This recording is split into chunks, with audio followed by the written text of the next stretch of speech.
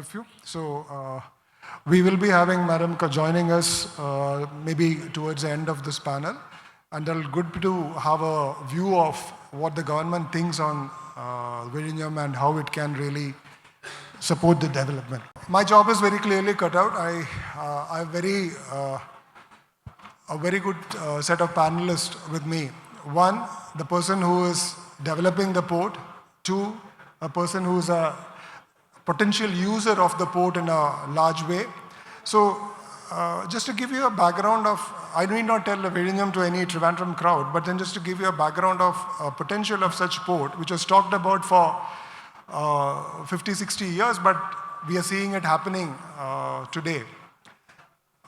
Vizhinjam will give us a lot of impetus to manufacturing, and mostly electronics. ESDM is one sector where Kerala is very strong at, probably automobile components, maybe a bit of medical devices and food processing, the potential areas that we had identified at some point of time. Then we have logistics and warehousing. Obviously, a port will bring a lot of logistics and warehousing potential, storage facilities, freight forwarding, and all those things. Marine related, bunkering, ship repair or maintenance, marine engineering, there's a lot of things. And then general fisheries, seafood processing and other activities, not to mention tourism or other activities which will come up. Now, a panelist that we have, as Compare has already said, the Managing Director of Systrome Technologies representing the electronics and manufacturing industries. Anil Raj will be able to tell you more about what are the kind of industrial clusters that can grow around this place, how they can leverage it, and it can, finally he'll probably end up as to how it can excite a few more startups and companies to engage with them and even otherwise. I also have here Pradeep Jayaraman, the CEO of Adani Ports and SC said. He can tell us about the challenges and opportunities. And one great thing, I'm sorry, I'm letting it out right now because he straight away comes from signing a final agreement with government to advance the second phase of Vizhinjam. So which means that we are going to have the port second phase happening much sooner than we anticipated. So they are actually on a overdrive mode. So he can talk about it, and he can talk about how each and every startup or industry who is represented here can look forward to this potential development. It'll be kind of a redundant statement if I say that Vizhinjam is going to impact all of us and it's going to change the way we live or we look at industrial development here. So he'll talk about that. We'll have Dr. Divya S Iyer, the Port Authority or the Vizhinjam International Seaport Limited MD. They can talk about how the entire area can be developed as a port region development. I think they need, whether you want to have a port trust or an authority, how do you want to define what developments you want to do? You need to prioritize. You can't have everything in the port region. So how does government plan to do it? I'm sure that she'll be joining us and giving us some inputs on it. Okay, and my job is easy, so I just pose the questions with you and then I'll probably listen to you. So Anil, how can Vizhinjam facilitate an efficient import-export component and finished market, finished products, trade and logistics, and that can be advantageous to a manufacturer like you? And an add-on question to say, you can speak with reference to electronics industry or even generic in manufacturing industry. Thank you. Good afternoon. No, I'm just, you want to talk about the first of him? I'll start with Sure. Anil. I'm sorry. Okay, thanks for the opportunity here. For any industry, transportation is the blood vein. So if I can reach out to the global market through such a port, it's going to be one of the biggest opportunity for any industrial setup. And a port actually not only brings connectivity, that also facilitate a lot of clusters here, service providers, manufacturers, industries to come together. So that's create an opportunity not only for the industry, it's also for the state or the locality.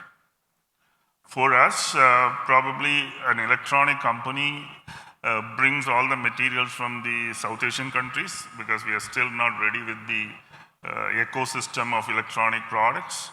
And the market we are looking for, not only India, India is definitely a big market. Other than India, maybe the Europe, Africa, Middle East. So we are just standing like 10 nautical mile away from the international sea route, probably west to east connectivity.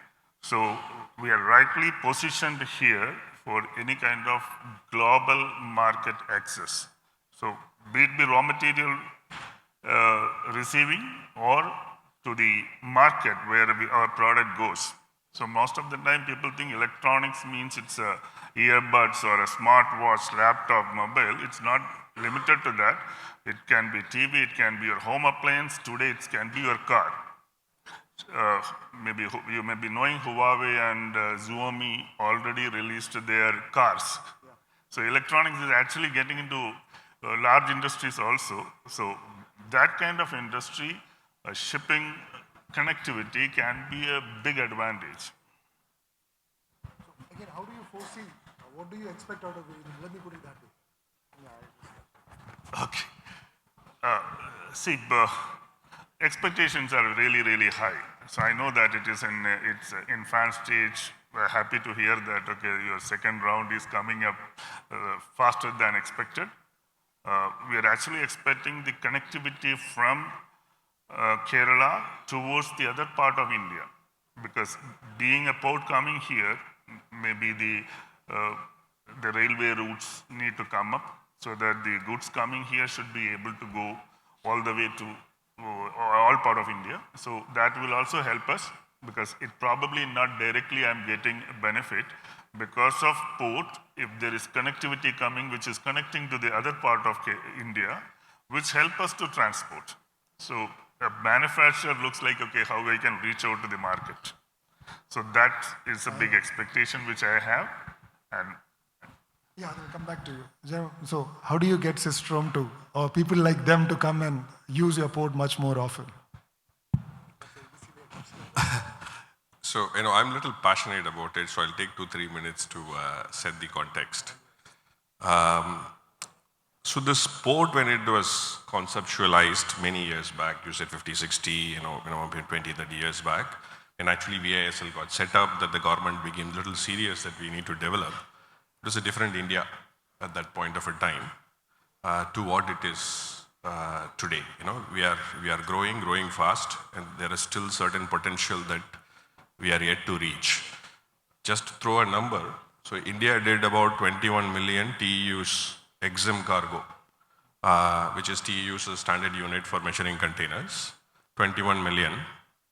And Shanghai port did 47 million. One port did more than double of what in whole of India did. That's a gap which the country is trying to address. That's a gap that we also have as a capacity in ports. When people talk about competition and other stuff, we are way too low in terms of what India is at this point of a time as an infrastructure. That's point one. And point two is the natural advantage. One is this 10 miles, nautical miles from the international high waters. But what we also need to understand is the entire east coast of India. None of the ports can handle large vessels. The 400 meters odd vessels, which needs heavy, in terms of depth, in terms of draft requirements. There are only two ports, which is the government's Mumbai, JNPA, and Adani's Mundra. Only these two are technically qualified also to handle fairly large ships. That means that they need to take a big detour to go there. Say they wouldn't mind going because there is enough cargo from North India. But if you cut India into two, and the south of India, there is nothing that actually can receive a mainline ship at this point of a time. And that's where Vizhinjam plays into a very, very, very significant role. So the reason I said this is, again, 15 years, 20 years back, the focus was that transshipment, right? But I'm trying to say is it is not transshipment, the potential to do EXIM cargo is much, much, much higher. I'll give two examples. One, we were talking to a retailer, very, very big one in US. They are talking about, they are sending, they're sourcing from Bangalore, and they are actually sending by truck to Mumbai, because that's the only place that gets mainline service. That's 3 days of road time. And at maybe 24 hours, 1/3 of the cost or a fraction of the cost, they can actually send it to a place like Vizhinjam. So this is a general context of what is happening in the trade, why this port is actually much more strategically important to the country, because 70% of our cargo goes through third world countries, for transshipment.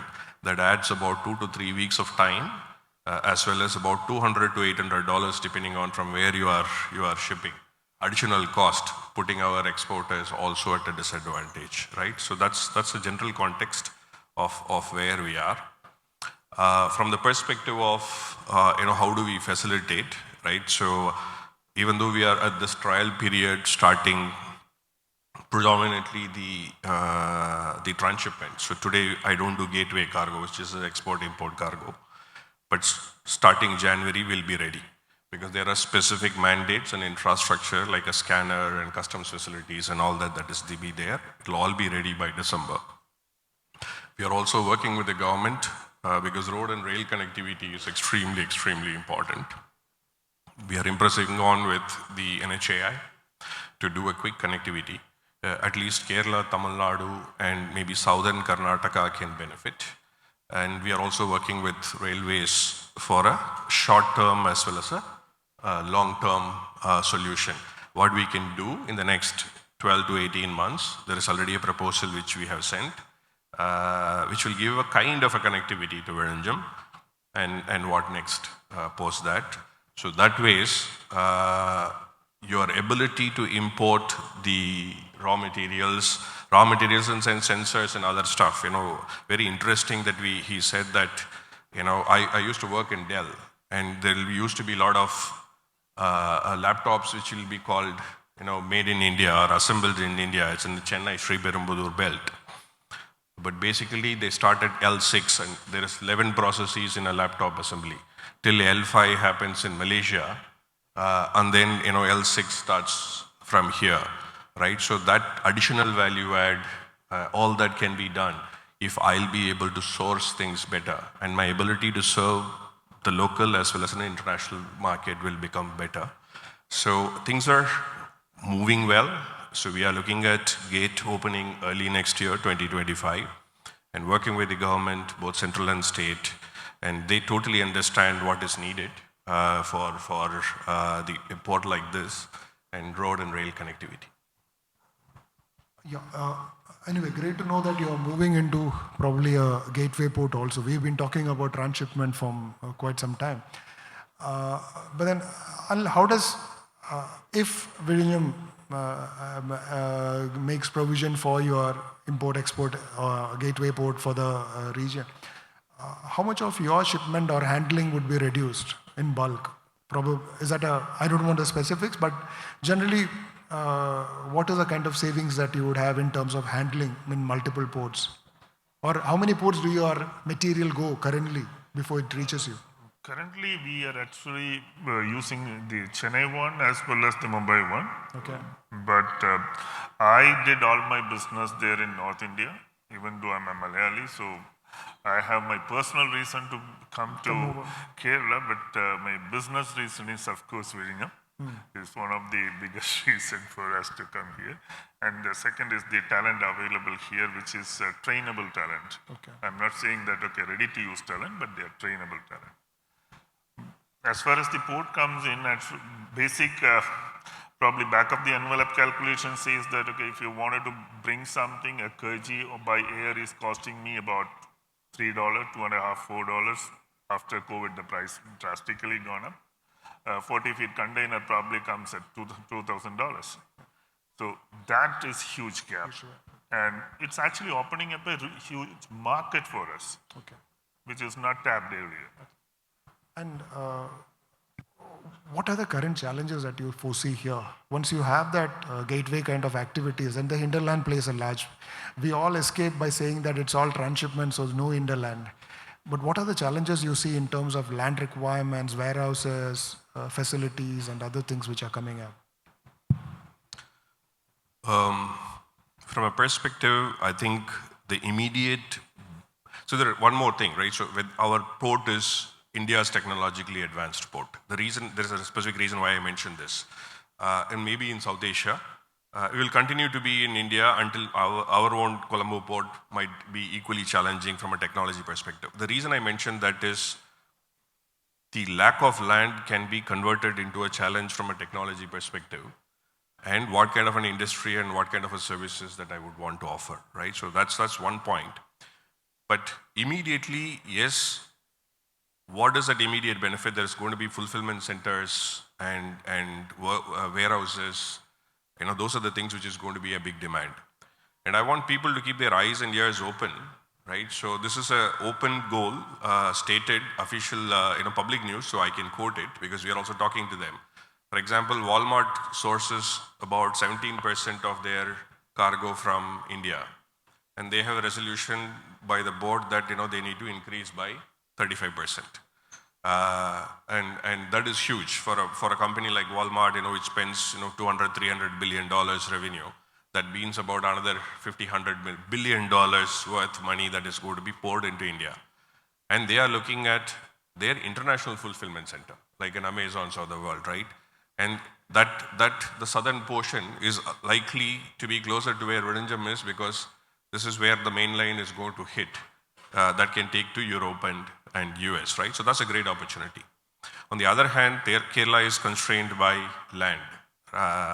So what kind of an activities that we can do, right? Other than work, your warehouses and fulfillment centers, obviously there is quite a bit that you can do in the high-end pharma and healthcare, electronics industries, right? So there are specific things, beauty products as an example in CPG area, because it's a serious business. I got to know, right? I used to joke that, Korean beauty products are a big thing now.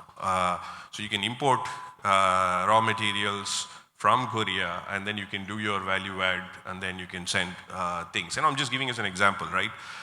So you keep your eyes and ears open. And our own port example in Mundra, for example, it's in remote corner of Gujarat towards Pakistan border. There is a Britannia doing biscuit because that is full-fledged 100% export-oriented unit, right? Nobody will be thinking that, what's the relationship between a port and a biscuit factory? But there is, right? So, if you need to be very, very open, the opportunities are plenty. There is none of the industries which is not going to be touched by trade. If you look at Singapore or Hong Kong or Rotterdam, what it is purely based on trade. And that is the same potential that Vizhinjam and Trivandrum is going to have and Kerala is going to have. And it kind of impacts almost all the industries. But we need to be a little choosy, right? Somebody talked about automobile component. Maybe possible, but you will never have an automobile factory here, because there is already a cluster that got formed in Chennai, and that there you need huge land and other things, right? So which are the industries that you really want to target? What kind of a technology that we would want to bring? And what kind of an incentive that you want to give for them to setting it up? I think the next couple of years, starting from now, is very, very critical for us to reap the benefit. Just to conclude, because we are almost running out of time, so quickly, in your own respective areas of business, and you have a very young tech talent and a startup group of people here in this audience. So, from your business point of view, where would you like to engage with people? We discuss something about design and other things. And Jayaraman, you also from your side, it's a very technology advanced port. A lot of automation is happening and a lot of technology being deployed. So where exactly you would like to engage with the startup community and probably entrepreneurs here? Sure. Actually, as I said earlier, that we have a lot of trainable manpower here. And for the startups, we actually, during our inauguration, we came up with an offer that if somebody wanted to design something, do a prototype of electronics, they can use our factory, at least for the beginning period. So that's one of the challenges which startups face. Like, okay, if they have a design, how to make it as a product. So that place we can. And happy to know that, okay, from you, that, okay, you already have a lot of design house and fab labs, which can actually help us back in terms of designing products, designing the look and feel of a product, which is very important for today's product. Right? So you have a set of designers already available here, because actually I was hunting around the world, probably north or Mumbai, where somebody can do some plastic molding, and I came to know that, okay, it's all available already here. Sure. From an engagement perspective, as I said, feel free to visit the port. It's, if you talk about, computer vision, image analysis, IoT, sensors, it is all deployed there. So what is important is, my 2 cents is, having a little bit of background in the technology space, see what problems you can try to solve, right? Because image analysis, there might be 100 companies or 1,000 companies that they'll be able to do it. But for a logistics, for a warehousing or a supply chain or for a port, this is the problem that you are currently having, and through tech, AI, IoT, whatever it is, right? How do we solve? If you can give a solution for a specific problem, I think that is where the success is going to be, right? So that also will differentiate, because otherwise, image analysis, POCs, a lot of people do. But work a little more closely with the industries, understand the pain points, and customize the solution to any of these industries that is likely to grow in this space. I think that is my humble suggestion and recommendation to the people. That's Dr. Divya S Iyer IAS, Managing Director of Vizhinjam International Seaport Limited, joining us on stage. I think, anyway, since she has traveled all the way to reach here, I would request the MD VISL, Dr. Divya S Iyer, to just conclude this session. We might take a few minutes on that. Thank you. My apologies for joining in late, but this is definitely an opportunity for all of us to discover more about the sea of opportunities that has just opened out in front of us. The moment I heard about Huddle and the Vizhinjam Potential session, the first thing that came to my mind was one of the quotes that I used to really cherish as a child, which is by Albert Einstein, who said that all that is valuable in human society depends upon the opportunity for development that is accorded to an individual. And I think here we are translating that into action at the Vizhinjam International Seaport.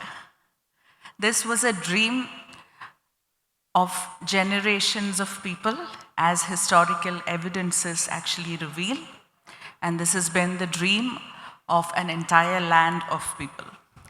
And today, as we stand at the cusp of throwing it open to the world, I'm extremely happy that a handful of enthusiasts in various allied sectors like industry, like technology, and anything you mention, I'm sure startup mission will have a stake in it, right from artificial intelligence to handlooms.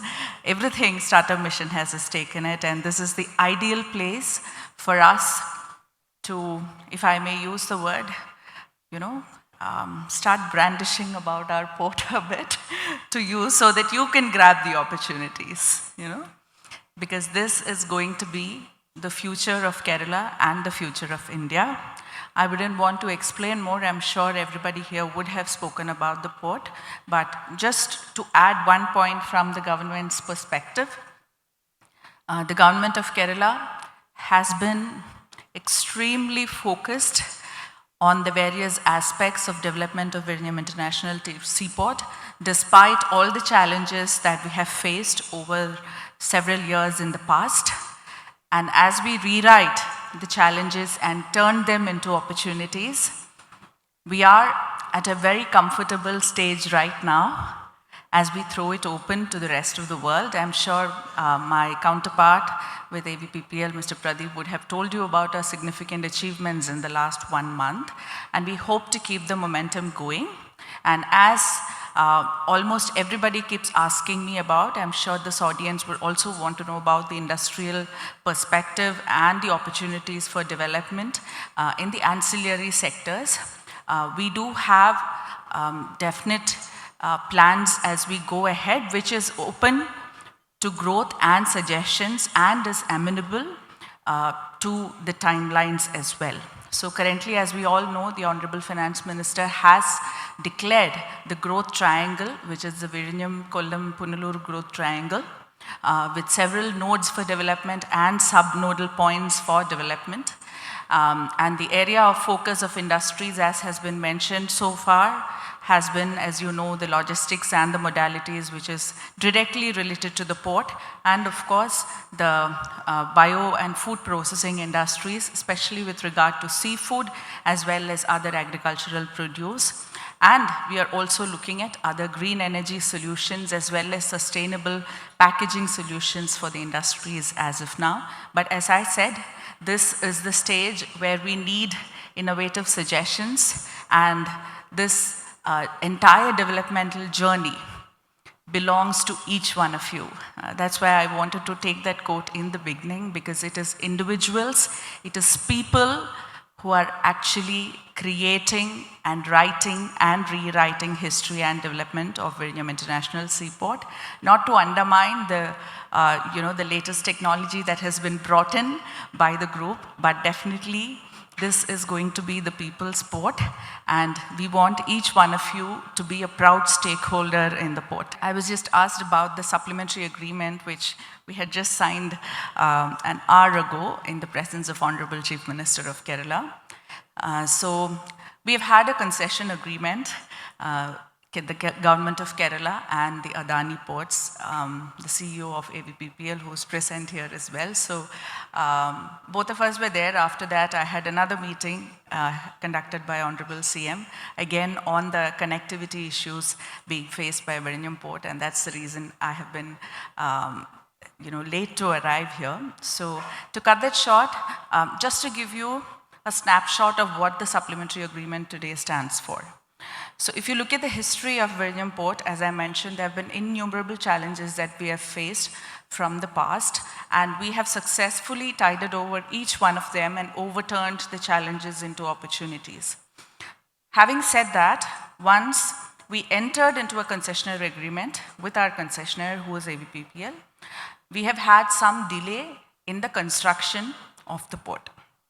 Now, this delay became one of the turning points in the relationship between the concessionaire and the authority. And as a result, there was an arbitration that was filed in front of a tribunal.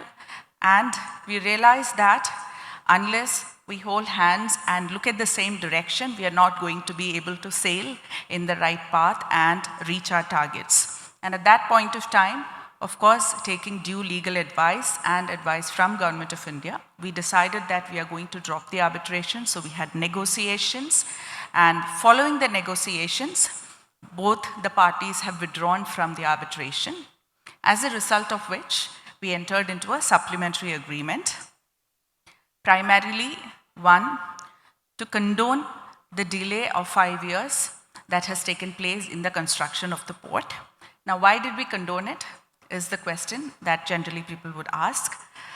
As we all know, we were faced with 3 major natural disasters, which were force majeure as well. So one was the Oki cyclone that Trivandrum as a district really faced. And I was the sub-collector at that point of time, so I personally know what happened in Vizhinjam at that point of time, because half of our time was spent in the Vizhinjam coast itself.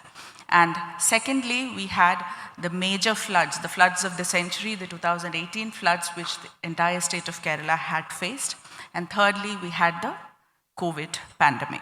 So owing to these 3 natural disasters, we had a delay, and of which 4 years of the delay was actually accorded even by the central government for our environmental clearance validity period as well.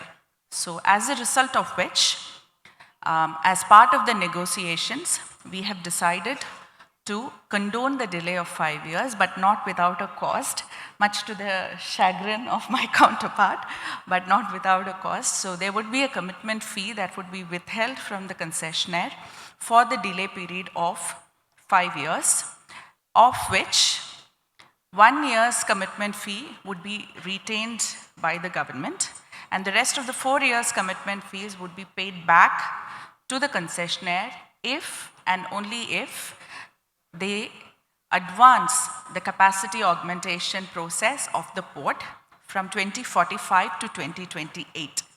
So to lay it out in simple terms, the development of the port and in its subsequent phases, which is phase 2, phase 3 and phase 4, was expected to be completed by 2045 as per the original concessionaire agreement.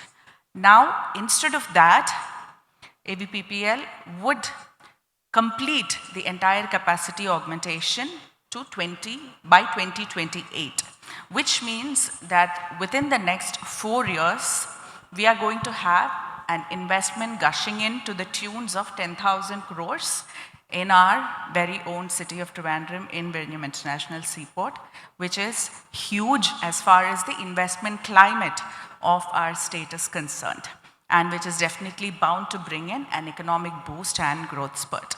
Now, what would capacity augmentation as far as phase 2, 3, 4 as per the original concessionaire agreement entail?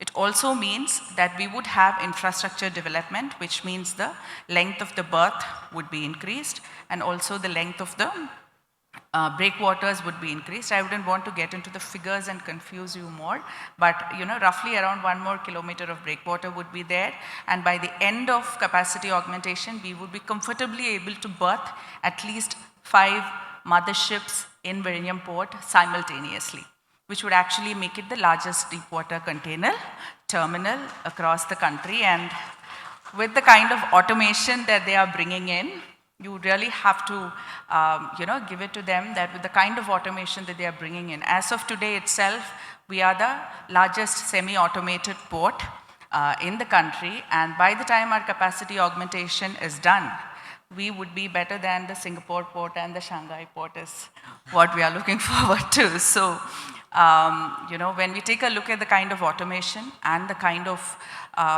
use of technology for the right reasons, you would simply be amazed. So that is what capacity augmentation entails, which also mean that, currently from phase 1, we were looking at something like 1 million TEU capacity.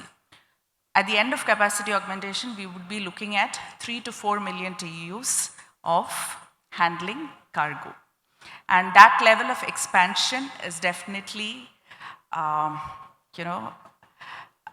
definitely going to, show us in a different light in front of the world, not just for Trivandrum, not just for Kerala, but for the entire country, because this would be the only dedicated transshipment hub that the country has to boast of in front of the world. And as we know, we have already been on the maritime map, on the international maritime map, with a significant share of cargo in the last 1 month itself. So.